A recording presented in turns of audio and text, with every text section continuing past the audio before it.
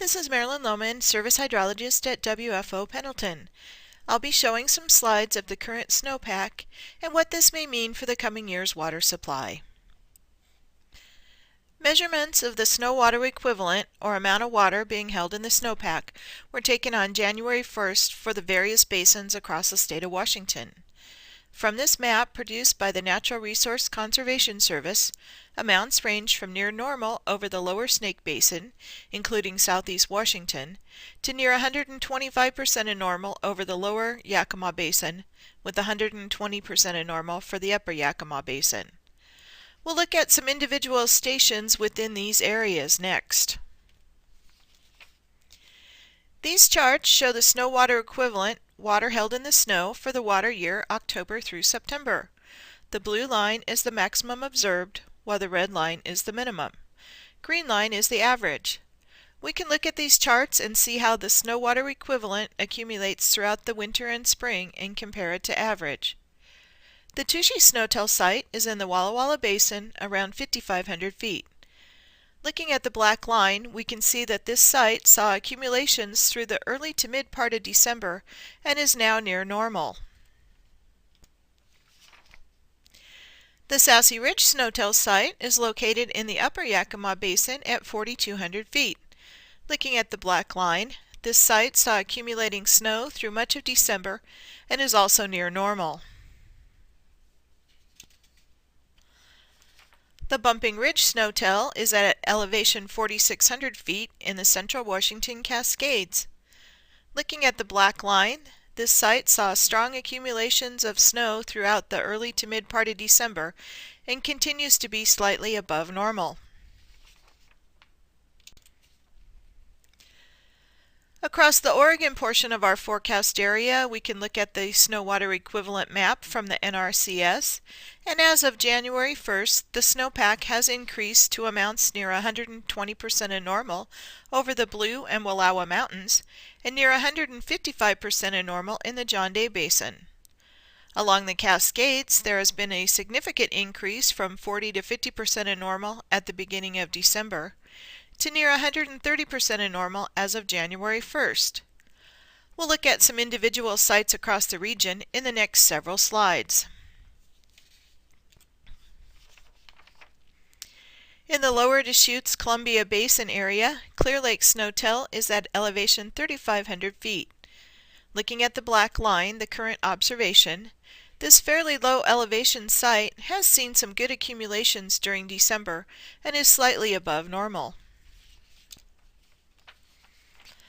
A higher elevation site from the Cascades, the Mount Hood test site, is at 5,400 feet and saw increasing snowpack in early to mid-December, but is still slightly below normal.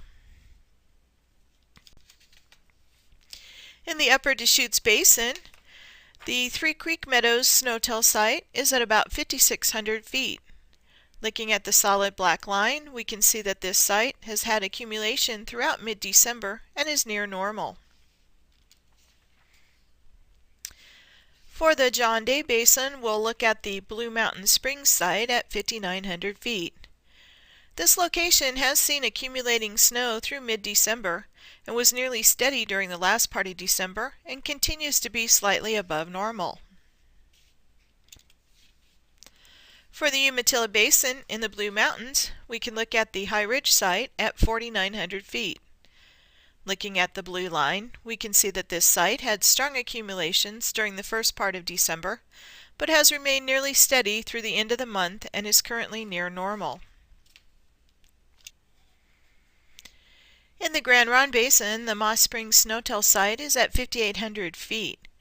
Looking at the black line, this site has seen some good accumulations of snow and is near normal for this time of year. We'll talk a little bit about water supply. The Northwest River Forecast Center uses Ensemble Streamflow Prediction, or ESP, generated forecasts as the official water supply method.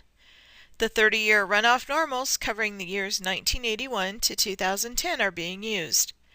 New ESP forecasts will be published on the Northwest River Forecast Center's website daily.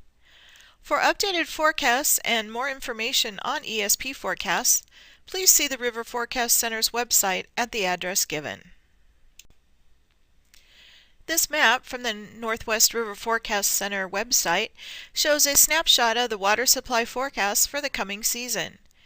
We can see that most areas are expected to have at least 75 to 90% of normal water supply, with most areas seeing near normal water supply. We'll take a look at some individual stations. For the Yakima River system, we'll look at the Yakima River near Parker. Looking at the plot, the solid green line is the 30-year normal. The box plots show the entire range of forecast values, with the blue dot the 50th percentile or most likely value. We'll be using that value and comparing it to normal. The volume forecast for the Yakima River near Parker for the period April through September is expected to be slightly above normal at 111% of normal. The forecasted volume of water, the blue dot for the Grande River near Troy, is expected to be slightly below normal at 93% of normal. These forecasts take into account the forecasted precipitation for the next 10 days and then near normal precipitation throughout the rest of the period.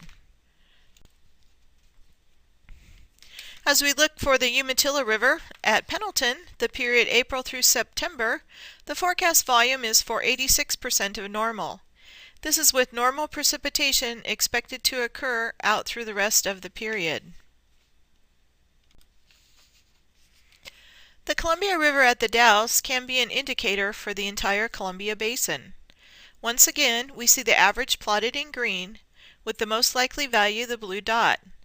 The volume for the April through September period is 93% of normal. The previous seen plots and additional water supply locations are available in an interactive form on the Northwest River Forecast Center's website at the address listed on the concluding slides. Looking ahead, the 3-month outlook from the Climate Prediction Center for February, March, and April calls for above normal temperatures and below normal precipitation. The latest drought monitor shows improving conditions over Washington and Oregon. Conditions and impacts from the drought are assessed weekly for both short and long-term drought conditions and impacts. For more information on unseasonably dry and drought conditions, both here in the Northwest and across the country, please visit the National Integrated Drought Information System webpage at the address above. You can view the drought monitor, look at current and forecasted conditions, as well as impacts from the drought and resources relating to drought. Please join me again in February for an update on the snowpack and expected water supply. If you have any questions, comments, or suggestions, please contact me by email or phone. Thank you.